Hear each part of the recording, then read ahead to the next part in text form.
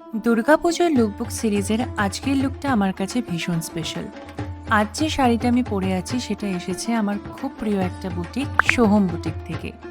সত্যিই আমি আজকে নিজেকে খুব লাকি মনে করছি। কারণ শাড়ির জগতে সোহম বুটিক টানা ২২ বছরেরও বেশি সময় ধরে রাজ করছে।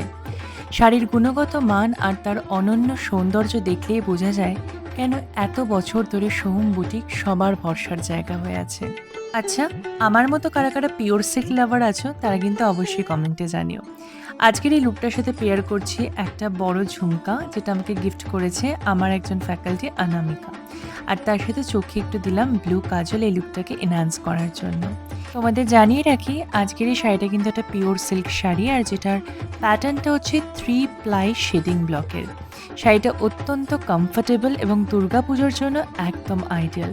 আরামসে পরো, পরে প্যান্ডেল হপিং করো, ফুচকা খাও, বন্ধুদের সাথে আড্ডা মারো, তুমি কিন্তু হয়ে উঠবে একদম শো স্টপার।